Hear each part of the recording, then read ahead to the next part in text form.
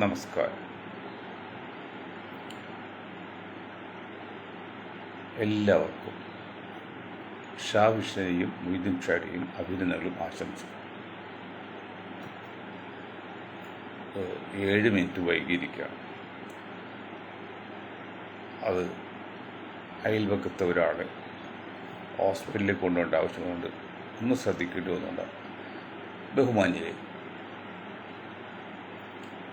Indian രാഷ്ട്രീയം, ഇന്ത്യയിലെ സാമുദായിക അന്തരീക്ഷം ഇതൊക്കെ വളരെ പ്രതിസന്ധികളിലൂടെയും പ്രശ്നങ്ങളുടെയും മധ്യത്തിലൂടെ കടന്നു പോവുകയാണ്.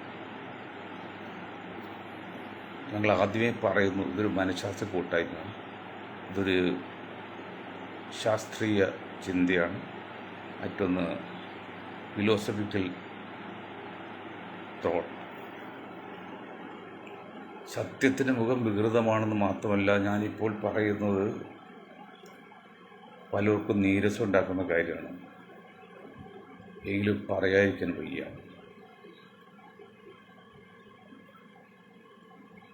ഇന്നലെ സംബന്ധിച്ച് രാഹുൽ ഗാന്ധി പ്രിയങ്ക ഗാന്ധി സന്ദർശിക്കാൻ പോയി, കടത്തിവിട്ടില്ല. മണിപ്പൂരിൽ ഏതാനും മാസങ്ങളായി സംഘർഷം. നമ്മുടെ രാജ്യം ഭരിക്കുന്ന പ്രധാനമന്ത്രി അത് ശ്രദ്ധിക്കുന്ന പോലുമില്ല. ക്രിസ്ത്യൻ സമുദായത്തെയാണ് അവിടെ സമുദായമാണ് പ്രശ്നം നേടുന്നതെങ്കിൽ മറ്റ് പല സ്ഥലങ്ങളിലും മുസ്ലിം സമുദായം പ്രതിസന്ധിയിലും വളരെ വ്യാകുലതയിലുമാണ്. നിങ്ങളൊരു കാര്യം മനസ്സിലാക്കേണ്ടത്, മാസങ്ങൾ കഴിഞ്ഞിട്ടും പ്രധാനമന്ത്രി മണിപ്പൂരിനെ കുറിച്ച് മിണ്ടുന്നില്ലെങ്കിൽ അതിൻ്റെ അർത്ഥം എന്തായിരിക്കും? അതുകൊണ്ട് നിങ്ങൾ അനുകൂലിച്ചാലും എതിർത്താലും ശപിച്ചാലും കൊന്നാലും സത്യം പറയാതിരിക്കാൻ വയ്യ. പ്രിയങ്ക റോബർട്ട് വധേരയെ ഇന്ത്യയിലെ സംഘപരിവാറിന് ഒരു ക്രിസ്ത്യാനിയായിട്ട് മാത്രമേ കാണാൻ പറ്റുള്ളൂ. അല്ല, രാഹുൽ ഗാന്ധി, സോണിയാഗാന്ധിയുടെ മകൻ രാഹുൽ ഗാന്ധി ഒരു ക്രിസ്ത്യാനിയായിട്ട് മാത്രമേ ഇവിടുത്തെ സംഘപരിവാർ കാണാൻ പറ്റുള്ളൂ. അങ്ങനെ കണ്ട് അതിസങ്കീർണമായ ഇന്ത്യൻ സാമുദായിക നില. അപ്പം അങ്ങനെ ഉള്ളപ്പോൾ എങ്ങനെയാണ് ഇന്ത്യൻ രാഷ്ട്രീയത്തിൽ ഇനി രാഹുൽജിയും പ്രിയങ്കയും വിചാരിച്ചാൽ പ്രശ്നം പരിഹരിക്കാൻ പറ്റുമോ? നമ്മൾ 543 സീറ്റുള്ള ഇന്ത്യൻ പാർലമെൻറ്റിലേക്ക് വയനാടിൽ നിന്ന് ജയിച്ച് പാർലമെൻറ്റിലേക്ക് എത്തേണ്ട ഒരു ഗതികേട് സൃഷ്ടിച്ച ഈ നേതാക്കൾ, അല്ലെങ്കിൽ കോൺഗ്രസ് നേതാക്കൾ, എങ്ങനെയാണ് ഇന്ത്യ ഇനി അധികാരത്തിൽ കയറ്റുന്നത്? 2% ക്രിസ്ത്യൻ സമുദായം, അതിൻ്റെ നോമിനി ആയിട്ടുള്ള ആളോ? അതിസങ്കീർണമാണ് വിഷയം. സംസ്ഥാനങ്ങൾ മുഴുവൻ പോയി. ഇത് മഹാരാഷ്ട്രയിൽ, ആസാമിൽ പോയിട്ട് എത്ര നാളായി? ആസാമിലെ ഇന്നത്തെ അവസ്ഥ എന്താണ്? മോഡിക്ക് ശേഷം യോഗി വേണോ, ആസാം മുഖ്യമന്ത്രി വേണോ എന്നുള്ള തർക്കത്തിലൊക്കെയാണ്, ചിന്തയിലാണ്. അവരെല്ലാം ചിന്തിക്കുന്നത് ഇന്ത്യയെ എങ്ങനെ സമാധാനമായിട്ട് മുന്നോട്ട് കൊണ്ടുവന്നല്ല, അടുത്ത പ്രധാനമന്ത്രിനെ ആകാം. അത് ഒറ്റ കാര്യം പറയട്ടെ, ബീഫ് നിരോധനം. ഞാൻ ശാസ്ത്രീയമായിട്ട് പറയാനല്ല, അത് ഹിന്ദുപരമായിട്ട് മുസ്ലിം ക്രിസ്ത്യാനായിട്ട് പറയാനല്ല, ശാസ്ത്രീയമായിട്ട് വശം പറയാണ്. എന്താണത്? ഇന്ത്യയിൽ 98% പേരും നോൺ വെജ് കഴിക്കുന്നവരാണ്. 2% പ്യൂർലി വെജ് എന്ന് പറയുന്നത്. ബാക്കി വെജ് കഴിക്കുന്നവരാണെങ്കിലും അവർ വല്ലപ്പോഴൊക്കെ ബീഫ് നോൺ വെജ് കഴിക്കും. അപ്പോൾ 98% പേര് കഴിക്കുന്ന ഈ നോൺ വെജ് എന്ന് പറഞ്ഞ ബീഫ്,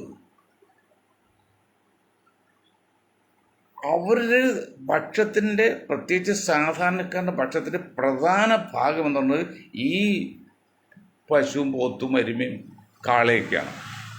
പ്രോട്ടീൻ മെയിനായിട്ട് കിട്ടുന്നത് ഈ ഇതിൽ നിന്നാണ്. ഇപ്പം ചീപ്പായിട്ട് കിട്ടുന്നത് 500ആയി, 300, 400, മോർ ദാൻ 400 ആയി ബീഫ് കിലോയ്ക്ക്. മട്ടൻ 600, 700 ആയി, 800 വരെയായി, 800 മോർ ദാൻ 800. അപ്പോൾ ഇതൊക്കെ കൂടി തിന്നാണ് ഇന്ത്യയിലെ 98% വരുന്ന ജനങ്ങൾ വിശപ്പെടുക്കുകയും പ്രോട്ടീൻ്റെയൊക്കെ ഷോർട്ടേജ് കുറക്കുന്നത്. പക്ഷേ ഇവരെല്ലാം കൂടി ഇനി വെജിലേക്ക് മാറിയാൽ ബുദ്ധിയുള്ള ഹിന്ദു സമുദായം, ദീർഘവീക്ഷമുള്ള ഹിന്ദു നേതാക്കൾ, രാജ്യസ്നേഹികളെ ഹിന്ദു നേതാക്കൾ, നിങ്ങൾ ചിന്തിക്കണം, നിങ്ങൾ പഠിക്കണം. ഇന്ന് 1 കിലോ തക്കാളിക്ക് 80, 100 ആണെങ്കിൽ, ഇന്ന് 1 കിലോ സവാളക്ക് 90, 100 ആണെങ്കിൽ, ഇവരെല്ലാം വെജിലേക്ക് തിരിഞ്ഞു കഴിഞ്ഞാൽ 1 കിലോ തക്കാളിക്ക് 1000 രൂപ കിട്ടുമോ? ഈ 140 കോടി, അറൗണ്ട് അബൌട്ട് 150 crores ജനങ്ങൾക്ക് അങ്ങ് തക്കാളി കഴിക്കാൻ ഉണ്ടാക്കാൻ നമുക്ക് സാധിക്കുമോ? അത് ഒന്ന് ചിന്തിച്ചു നോക്കൂ, നിഷ്പക്ഷമായി ചിന്തിച്ചു നോക്കൂ, പറ്റുമോ? ഞാൻ 70 കാലഘട്ടത്തിൽ ഏതോ ലേഖനത്തിൽ വായിച്ചിട്ടുണ്ട്, ചൈനയിൽ മരിച്ചു കഴിഞ്ഞാൽ മനുഷ്യൻ്റെ മൃതശരീരം വേവിച്ച്, ഞാൻ വായിച്ച കാര്യമാണ്, ഞാൻ ശരിയോ തെറ്റിരിക്കാറില്ല, വേവിച്ചിട്ട് അത് മാംസമെല്ലാം പന്നികൾക്ക് ഭക്ഷണമായി കൊടുക്കും, എല്ലെല്ലാം വീണ്ടും വളമായിട്ട് ഉപയോഗിക്കും. ശാസ്ത്രീയമായി ചിന്തിച്ചാൽ, അല്ലെങ്കിൽ കോമണായി ചിന്തിച്ചാൽ തെറ്റെന്താ? വെറുതെ കത്തിച്ചു കളയുന്ന സാധനം അത്രയും ഉപകാരം ഒരു ഭക്ഷണമായി പോകുമല്ലോ, വെറുതെ കളയുന്ന സാധനമല്ലേ? അങ്ങനെ ചിന്തിക്കുക. അങ്ങനെ മനുഷ്യന് ഉപയോഗപ്രദമല്ലാത്ത പശുവാണ് മെയിനായിട്ട്. എന്താണ് ഇന്ത്യയിൽ ഈ പശുവിനെ ഇത്രയും ബഹുമാനിക്കാൻ കാരണം? ഒരു തെറ്റുമില്ല, വളരെ കറക്റ്റാണ്. കാരണം ഇന്ത്യയിലെ 70% ജനങ്ങളും കാർഷിക ജോലി കൊണ്ട് ജീവിക്കുന്നവരും കാർഷിക വൃത്തിയിൽ ഏർപ്പെട്ടിരിക്കുന്നവരും. നമ്മുടെ പ്രധാന ഭക്ഷണം തന്നെ കൃഷി, അല്ലെങ്കിൽ ഗോതമ്പ്, അരി ഒക്കെയാണ്. അത് ഉൽപ്പാദിക്കുമ്പോൾ അന്നത്തെ കാലത്ത് ഇന്നത്തെ പോലെ ട്രാക്ടറോ അല്ലെങ്കിൽ ഒന്നുമില്ലല്ലോ. അന്ന് കാള ആണ് മെയിനായിട്ട്, പോത്തൊക്കെ പിന്നീടാണ് വരുന്നത്. അപ്പോൾ കാളയാണ് ഉഴുതാൻ ഉപയോഗിക്കുന്നത്. കാള ഉണ്ടാകണമെങ്കിൽ അമ്മ വേണമല്ലോ. അപ്പോൾ അമ്മയുണ്ടെങ്കിൽ പശുവല്ലേ അമ്മ. അപ്പോൾ അമ്മയെ നമ്മൾ സംരക്ഷിക്കുക അല്ലെങ്കിൽ വളർത്തുക എന്നുള്ളത് അത് ന്യായമാണത്, അത് സൈക്കോളജിക്കൽ കറക്റ്റുമാണ്, ഒരു തെറ്റുമില്ല. പക്ഷേ ഉപയോഗശൂന്യമായാൽ ഈ പ്രായാധിക്യം വരുന്ന അച്ഛനമ്മമാരെ പോലും അന്വേഷിക്കാത്ത ഞാൻ ഉൾപ്പെടെയുള്ള നമ്മുടെ ഇന്ത്യക്കാർ ആവശ്യം കഴിഞ്ഞാൽ, അല്ലെങ്കിൽ ഉപയോഗം ഇല്ലെങ്കിൽ, അല്ലെങ്കിൽ വരുമാനം ഇല്ലെങ്കിൽ പശുക്കളെ നമ്മൾ സംരക്ഷിക്കുമോ? ഈ പശുക്കളെയെല്ലാം തെരുവിലേക്ക് അഴിച്ചുവിടും. അങ്ങനെ തെരുവിലേക്ക് വരുന്ന പശുക്കൾ 1, 2, 3, 10, 1000, 10,000 കണക്ക് പശുക്കൾ ഗുജറാത്തിൻ്റെ പല സ്റ്റേറ്റിലുള്ളിൽ, പ്രധാനമായിട്ട് ഗുജറാത്തിൻ്റെ പല മേഖലകളിലും ചത്തുപോയി, ആളില്ലാതെ. അത് മുനിസിപ്പൽ തൊഴിലാളികൾ, കോർപ്പറേറ്റ് തൊഴിലാളികൾ വന്ന് ഒന്നങ്ങോട്ട് കുഴിച്ചിട്ടു. അങ്ങനെ 10,000 പശുക്കളെയാണ് ഇങ്ങനെ കുഴിച്ചിട്ടിരിക്കുന്നത്. അതാണ് ഒരു വർഷങ്ങൾക്ക് വന്ന് വെള്ളപ്പൊക്കത്തിലും ഭൂകമ്പത്തിലും പെട്ട് പ്ലേഗ് വന്ന് 10,000 ആൾക്കാർ ഗുജറാത്തിൽ മരിച്ചു. അതാണ് ഈ കുഴിച്ചിട്ട് ഇതെല്ലാം ജഡങ്ങൾ പൊന്തി വന്നു. ഒന്ന് ഭൂകമ്പമായി, മറ്റൊന്ന് വെള്ളപ്പൊക്കമായി. അങ്ങനെ ആകെ അഴുക്കായി, രോഗാണുക്കളായി, പ്ലേഗ് രോഗം പടർന്നു വെച്ച് 10,000 ആൾക്കാർ പ്ലേഗ് പോലും മരിച്ചു. ആ സ്ഥാനത്ത് അങ്ങനെ മനുഷ്യന് ഉപയോഗമില്ലാത്ത പ്രായാധിക്യം ബാധിച്ച പശുക്കളെ, ഈ കാളയെ, അതിനെ കൊന്നോ ഈ പാവപ്പെട്ടവർ പ്രോട്ടീൻ്റെ ഷോർട്ടേജ് പരിഹരിക്കാൻ വേണ്ടി കഴിക്കുകയാണെങ്കിൽ ഏത് ദൈവമാണ് കോപിക്കുന്നത്? ആർക്കാണ് അവിടെ ദൂഷ്യം? മറിച്ച് ആരോഗ്യമുള്ള പശുവിനെ അറക്കുന്നത് നമ്മൾ വിശ്വാസപരമായിട്ടാണെങ്കിൽ അത് തെറ്റ്, അറക്കരുത്. പക്ഷെ ഉപയോഗശൂന്യമാവില്ലോ. അവിടെ ചൈനയിൽ അങ്ങനെ വന്ന മനുഷ്യർ പോലും വേവിച്ച് ഭക്ഷണമായിട്ട് അല്ല പന്നിക്ക് തീറ്റയായിട്ട് മാംസം കൊടുക്കും, എല്ല് വീണ്ടും വള്ളമായിട്ടും പോകും. അത് മനുഷ്യനാണ്, ഇത് മൃഗമാണ്. അതിനെ എതിർക്കേണ്ട ആവശ്യമുണ്ടോ എന്ന് ഇന്ത്യയിലെ ദീർഘവീക്ഷമുള്ള ഹിന്ദു നേതാക്കൾ, ഹിന്ദു സമുദായത്തിൻ്റെ പുരോഹിതന്മാർ ചിന്തിക്കണം. അതുപോലെ ഇനി നിരോധനം വന്നാൽ നോൺ വെജ് മാറ്റി വെജ് മാത്രമായി കഴിഞ്ഞാൽ ആരെക്കൊണ്ട് സാധിക്കും? നമ്മുടെ ഇന്ത്യയിലെ ഈ 150 കോടി ജനങ്ങൾക്ക്, മുസ്ലിം ആയാലും ക്രിസ്ത്യാനി ആയാലും അവന് ഭക്ഷണം കഴിക്കാതിരിക്കാൻ പറ്റില്ലോ. മാർക്കറ്റിൽ വന്നാൽ ഹിന്ദുവിന് പ്രത്യേകം കൊടുക്കാൻ പറ്റുമോ? മാർക്കറ്റിൽ വരുമ്പോൾ മുസ്ലിം വാങ്ങിക്കും, ക്രിസ്ത്യാനിയും വാങ്ങിക്കും. ആ വില വർധനവ് മുസ്ലിങ്ങൾ ക്രിസ്ത്യാനികൾക്ക് മാത്രമല്ലല്ലോ, ഹിന്ദുക്കൾക്ക് ബാധകമാവില്ലേ?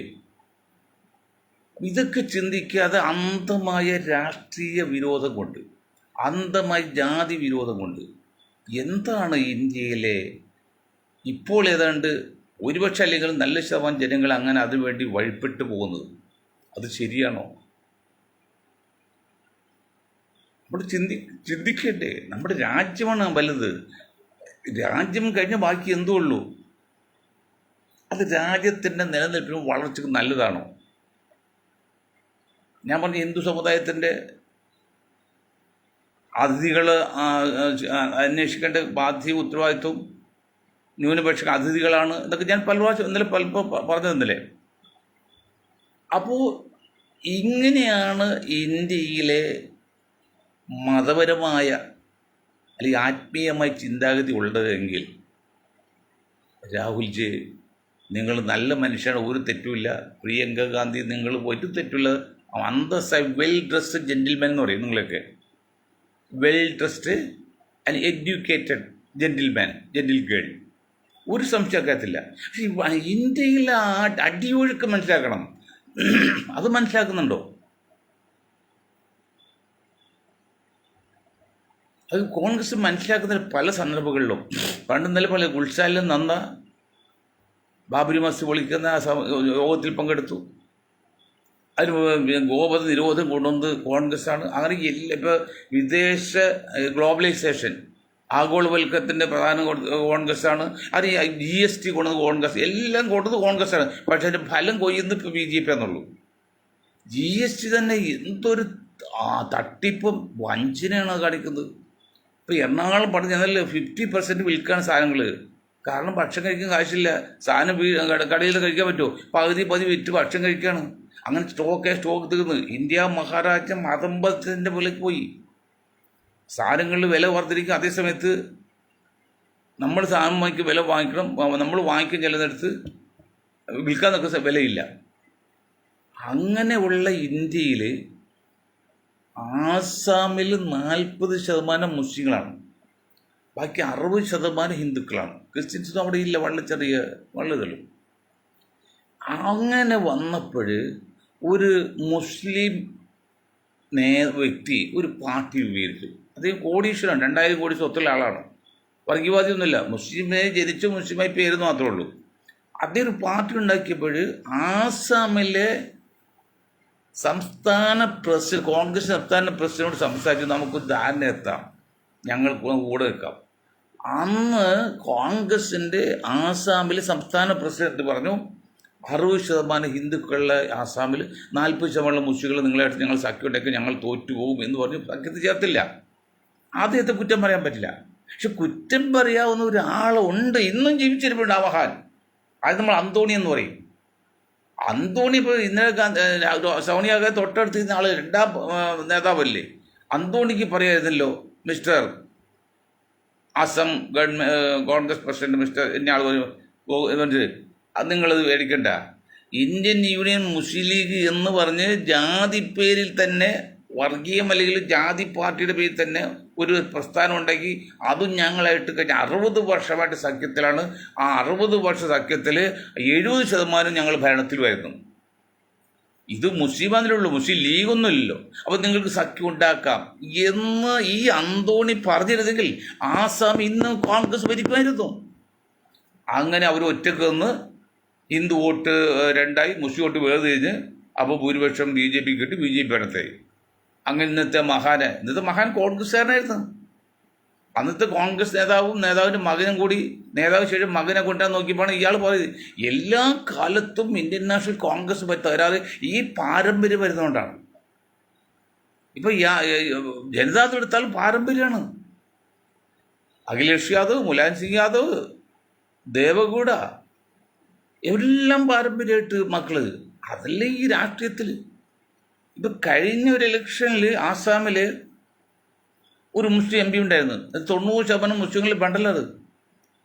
ആ എം പി അല്ല, അവിടെ അസംബ്ലി MLA ഉണ്ടായിരുന്നു. ആ MLA കഴിഞ്ഞ പ്രാവശ്യം MP ആയിട്ട് നിന്ന് ജയിച്ച് MP ആയി. അപ്പം മകന് കൊടുത്തപ്പോൾ സ്വാഭാവികമായിട്ടും കുത്തിയിരിപ്പില്ലേ. അങ്ങനെ വോട്ടർമാരെല്ലാം രണ്ടും തട്ടായി. കോൺഗ്രസ്സുകാർ ശ്രദ്ധിച്ചില്ല, BJP ജയിച്ചോടെ. അത് ഏതുപോലെന്നറിയോ, നമ്മൾ കേരളത്തിലുണ്ട്. അപ്പോൾ ഇബ്രാഹിം എടുക്കാമല്ലോ. ഇപ്പോൾ രോഗശായിരിക്കല്ലോ, അദ്ദേഹം മകന് സീറ്റ് നിർബന്ധിച്ചിട്ടില്ലേ കളമശ്ശേരി പോയത്. ഇപ്പോൾ ഈ കള്ളന്മാരൊക്കെ ലീഗായാലും കോൺഗ്രസ് ആയാലും ഈ കള്ളന്മാരൊക്കെ മക്കൾക്ക് വേണ്ടി വാദിച്ചില്ലേ രാജ്യം നശിപ്പിക്കുന്നത്. ഇനി കളമശ്ശേരി കിട്ടുമോ? എന്താണ് ഇബ്രാഹിം കുഞ്ഞെന്താ മുസ്ലിം ലീഗിൻ്റെ ദൈവമാണോ? എനിക്ക് ശേഷം എൻ്റെ കുടുംബം വേണമെന്ന് പറയാൻ എന്താ പകച്ച്? എന്താണ് ഇബ്രാഹിം കുഞ്ഞിൻ്റെ യോഗ്യത? ആരാണ് ഇബ്രാഹിം കുഞ്ഞ്? എന്ത് മഹത്താണ് അയാൾ മനുഷ്യനുള്ളത്? ഇപ്പം അയാളെ കുറിച്ച് എനിക്കൊരു പ്രത്യേക സീറ്റ് വേണം. അത് കളമശ്ശേരി ഉണ്ടാക്കിയെടുത്ത് മട്ടാഞ്ചേരി അങ്ങോട്ട് കൊടുത്ത്. ഇപ്പം മനുഷ്യൻ്റെ മകന് വേണം. അയാൾ ജയിച്ചോ? ആ സീറ്റ് കളഞ്ഞില്ലേ? ഇനിയിപ്പോൾ എന്താണ്, മലബാർ എവിടെയും കൂടി നിർത്തി ജയിപ്പിക്കാൻ സാധിക്കും. കുഞ്ഞാക്കായുടെ ബന്ധത്തിൽ സാധിക്കും. പക്ഷേ അതിനുമായിട്ട് വലിയ അപകടമുണ്ട് ഇബ്രാഹിം സാഹിബ്, കുഞ്ഞാലിക്കുട്ടി സാഹിബ്. ഇന്ത്യൻ നാഷണൽ കോൺഗ്രസ് നിങ്ങൾ മാറ്റാൻ പോവാണ്. നിങ്ങൾ അറിയണ്ടല്ലോ, ഇന്ത്യൻ നാഷണൽ കോൺഗ്രസ് ഇന്ത്യയിൽ ഇത് മുസ്ലിം ലീഗ് ഒരു ബാധ്യത തന്നെയാണ്. അതുകൊണ്ട് ഇന്ത്യയിൽ ഒരു നേട്ടമില്ല കോൺഗ്രസ്സിന്. ഈ കൊച്ചു കേരളത്തിൽ ഈ മലപ്പുറത്ത് മാത്രമേ നേട്ടമുള്ളൂ. അതുകൊണ്ട് ആ നേട്ടം കളയട്ടെ, വേണ്ട എന്ന് വെച്ചിട്ട് ഇന്ത്യൻ യൂണിയൻ മുസ്ലിം ലീഗിനെ ഇന്ത്യൻ നാഷണൽ കോൺഗ്രസ് എന്താണ് ഫസ്ക് എന്ന് പറയും, ഇടപാട് തീർക്കാൻ പോവാണ്. ലീഗിൽ മനസ്സിലായോ? മനസ്സിലാകുന്നില്ല കുഞ്ഞാക്കാക്ക്. നിങ്ങളിപ്പോൾ കയ്യ് കാല് പിടിച്ച് ജോസ് കെ മാണി വേണ്ടി മുഖ്യമന്ത്രി ആക്കാന്ന് പറയുന്നുണ്ടല്ലോ. ഇപ്പോൾ വല്ല ആവശ്യമുണ്ടോ? അയാൾ അങ്ങോട്ട് വിളിച്ചുവിട്ട വല്ല കാര്യമുണ്ടോ? എന്ത് സാഹചര്യത്തിലാണ് ജോസ് കെ മാണി സാറിന് മരണ ശേഷം LDFിലേക്ക് വിട്ടുകൊടുത്തത്? നിങ്ങളുടെ ബുദ്ധിമോശമല്ലേ? നിങ്ങളുടെ ധിക്കാരം അഹങ്കാരമല്ലേ? കോൺഗ്രസ് കോട്ടയത്തിലെ കള്ള നേതാക്കന്മാരുണ്ട്, അവർക്ക് മത്സരിക്കാൻ സീറ്റ് കിട്ടും. മാണി ഇല്ലെങ്കിൽ ജയിക്കാന്ന് പറഞ്ഞിട്ട് എന്ത് ജയിച്ചുണ്ട്. അപ്പം അതല്ല, ഇതൊക്കെയാണ് നിങ്ങളുടെ കുഴപ്പം. ഇതിൻ്റെയൊക്കെ ഒരു പര്യായമല്ലേ, അല്ലെങ്കിൽ വേറെ സൈഡല്ലേ ഈ രാഹുൽ ഗാന്ധി ഇത് വന്ന് മതി. ഇപ്പോൾ രാഹുൽ ഗാന്ധി എല്ലാം നേടുമെന്നാണ് ചാനലുകാർ പറയുന്നത്. പ്രിയങ്ക ഗാന്ധി കറുത്ത കോട്ടിട്ട് ചാടി എഴുന്നേറ്റിട്ടൊക്കെ ഇത് കാണുന്നത്. അതുകൊണ്ട് കാര്യമുണ്ടോ? നിങ്ങൾ അണ്ടർ എസ്റ്റിമേറ്റ് ചെയ്ത് BJP സംഘപരിവാർ നിസ്സാരക്കാരല്ലെന്ന് ഇന്ത്യയിൽ. അത് മനസ്സിലാക്കണം. നിങ്ങൾ ധരിക്കൾക്ക് എത്രയോ ഉയരത്തിലും ആഴത്തിലുമാണ് അവർ നിൽക്കുന്നത്. എത്ര കേപ്പബിളാണ്.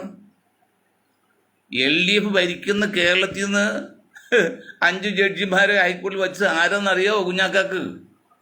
ഇബ്രാഹിമിനോട് പറഞ്ഞല്ലേ, ഇബ്രാഹിം വീട്ടിൽ നിൽക്കല്ലേ. അതിവിടെ വക്കീലന്മാർ പരിഷത്തുണ്ട്, അതിൽ നിന്നാണ്. അത് ചെറുപ്പക്കാരാണ്. അവർക്ക് നാളെ 10, 20, 30 വർഷം വരെ സുപ്രീം കോടതി ജഡ്ജി ആകാം. പക്ക RSS അനുഭാവി RSSുമാണ്. കൊച്ചു കേരളത്തിൽ LDF ഭരിക്കുമ്പോൾ അവർ മറ്റു സ്ഥലത്തെ കാര്യമുണ്ടോ? ഞാൻ അവരൊരിക്കലും കുറ്റം പറയില്ല. കാരണം അവർ ഭരിക്കും, അവർ ആൾക്കാർ വഹിക്കും. അതിൽ തെറ്റെന്താ? കോൺഗ്രസ് വഹിക്കാറില്ലേ? CPM ഭരിക്കും, CPM ആളെ വഹിക്കാറില്ലേ?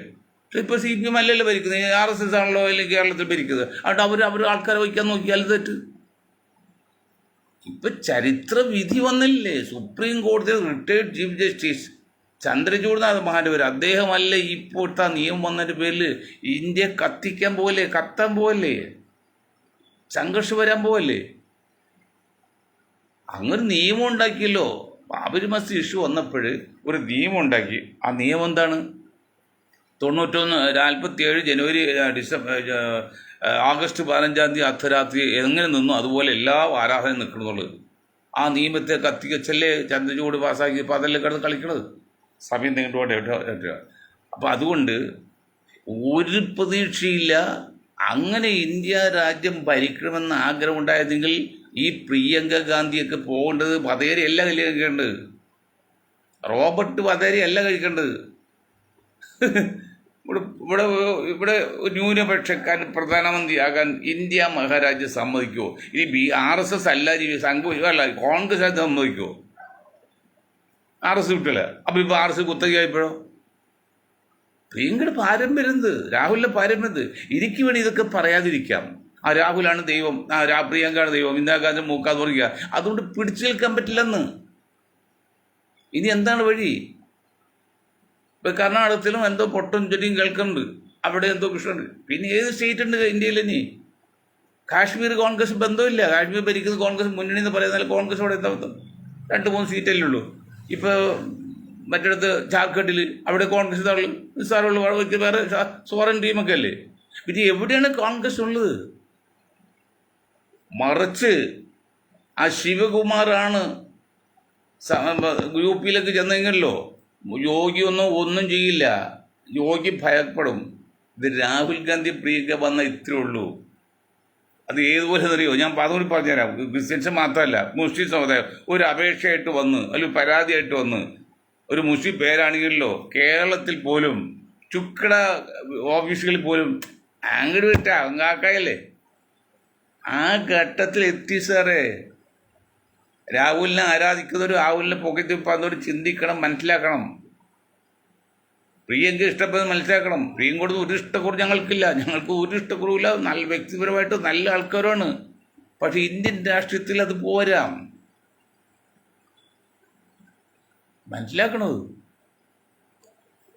അവിടെ ഇപ്പം എല്ലാം നേടാമെന്ന് പറഞ്ഞ് നടക്കാണ്.